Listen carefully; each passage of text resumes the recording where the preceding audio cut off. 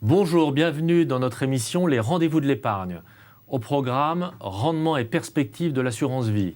Avec moi, Éric Dubos, directeur financier de la MACSF. Éric Dubos, bonjour. Bonjour. Éric Dubos, depuis plusieurs années, on observe une érosion des rendements de l'assurance vie en euros. Est-ce que vous pouvez nous expliquer pourquoi cette tendance ? Oui, très simplement, cette tendance à l'érosion est due à un environnement de taux bas qui est maintenu par les banques centrales parce qu'il y a très peu de croissance et une inflation quasi inexistante.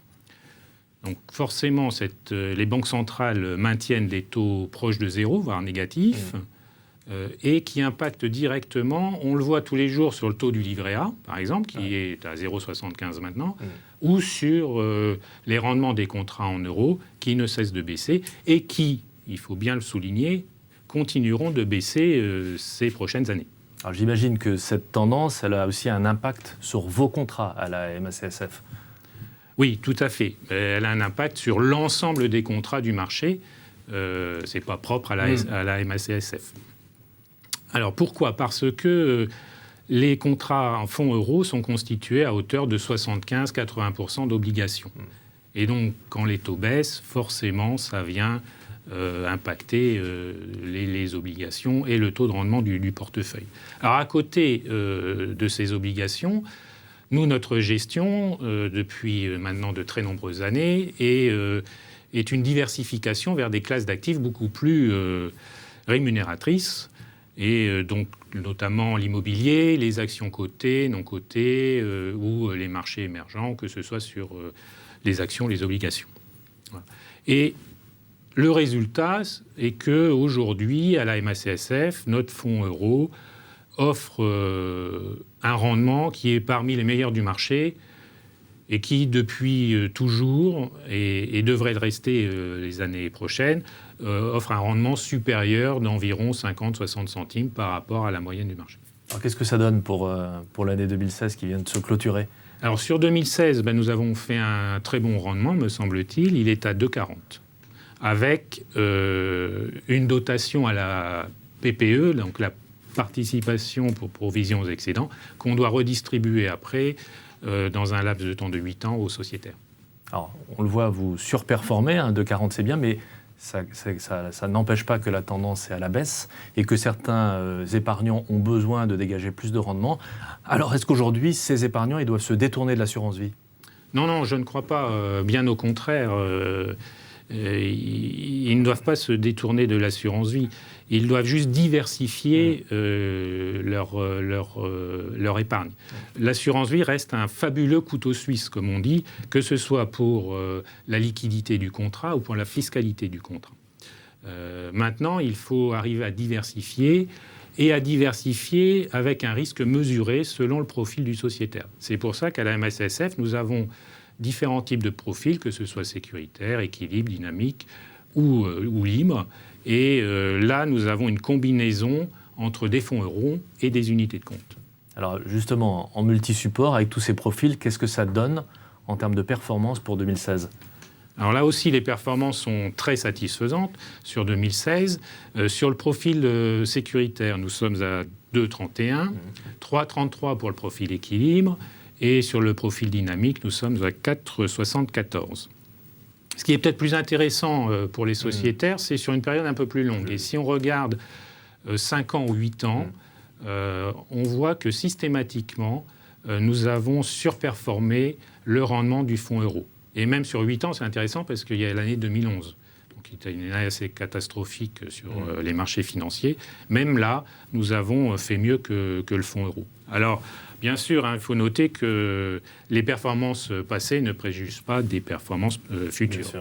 Mais en tout cas, pour l'instant, il faut vraiment, et c'est sur le point sur lequel on veut insister à la MACSF, il faut vraiment diversifier son fonds euro.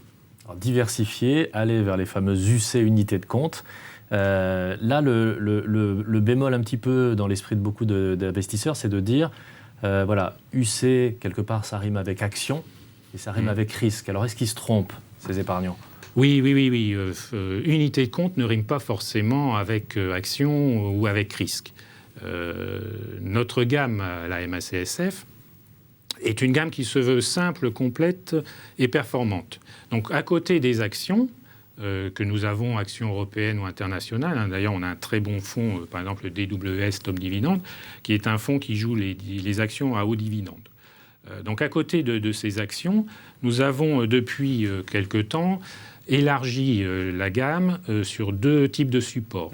Le premier sont les fonds patrimoniaux, qui jouent plutôt la préservation du capital, en allant sur l'ensemble des classes d'actifs le possible, que ce soit les devises, les actions ou les obligations. Et là, on retrouve des fonds comme DNCA Euros, Carmignac Patrimoine ou JP Morgan Global Income.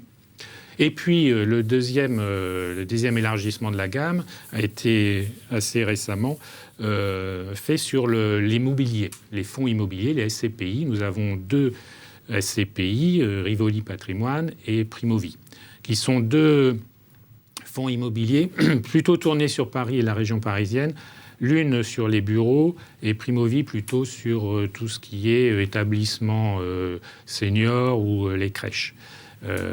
Mais ces 2 types de fonds, juste pour vous donner une idée, ont un taux de rendement encore cette année qui sera supérieur à 4%. Alors, autre question que se posent les épargnants, aller vers les unités de compte, vers des contrats multi-supports, comment on fait en pratique? Est-ce que notamment, il faut obligatoirement souscrire un nouveau contrat? Non, pas forcément. Soit vous avez déjà un contrat fonds euro que vous pouvez transformer en contrat RES multi-support, et là, c'est ce qu'on appelle le fourgousse. C'est-à-dire que vous allez transformer, voilà, en conservant totalement l'antériorité fiscale. Ouais. Et notamment, au bout des 8 ans, vous savez que vous êtes exonéré en grande partie sur les intérêts. Le taux de prélèvement est à 7,5. Donc ça, c'est la première solution, vous fourgoussez. La deuxième solution, c'est d'ouvrir un contrat RES multi-support et dans lequel vous ferez une combinaison en fonction de vos risques, de votre appétence au risque entre le fonds euro et les unités de compte. Alors là, des contrats multi-supports, il y en a plusieurs profils au moins. Il y a beaucoup d'unités de compte différentes. Comment on choisit, comment on fait son choix en tant qu'épargnant? Alors, le choix, là, en effet, cette question est assez cruciale. C'est une question d'appétence au risque du sociétaire. Et aussi, il faut avoir une très bonne connaissance de la gestion, du patrimoine global du sociétaire. Il n'est pas question de lui faire prendre des actions alors qu'il en a dans un autre établissement par ailleurs. Ouais. Donc, il faut avoir cette vision globale du patrimoine, avoir un objectif de placement, et puis connaître son appétence au risque, je l'ai dit. Du coup, nous conseillons... Parce que ce n'est pas évident de faire seul son bilan patrimonial. Non, pas du tout. Donc nous conseillons fortement de prendre rendez-vous avec nos spécialistes épargne, et pour préparer ce rendez-vous, de consulter notre site msSF.fr, sur lequel vous allez retrouver énormément de données, que ce soit sur les fonds, avec surtout un niveau de risque pour chaque unité de compte. Vous allez retrouver des données sur les marchés financiers, les analyses de la semaine et une météo des UC faite par notre service. Une dernière question, Éric Dubos. L'année dernière, on a beaucoup parlé d'assurance vie et de loi Sapin 2. Alors évidemment, les journalistes s'en sont donnés à cœur joie sur la mort avec Sapin, etc., de l'assurance vie. On a notamment beaucoup commenté cette possibilité pour les pouvoirs publics de limiter le pouvoir des assurés sur leurs contrats. Qu'est-ce qu'il faut en penser exactement et qu'est-ce qu'il y a exactement dans ces dispositions? Oui, alors la loi Sapin 2 est très large, mais ce qu'on a retenu en effet, c'est cette partie qui donne les pleins pouvoirs au HCSF, le Haut Conseil de stabilité financière, qui peut à tout moment suspendre ou arrêter les versements ou les arbitrages. Ce que les sociétaires doivent bien avoir en tête, c'est que cette loi est limitée dans le temps.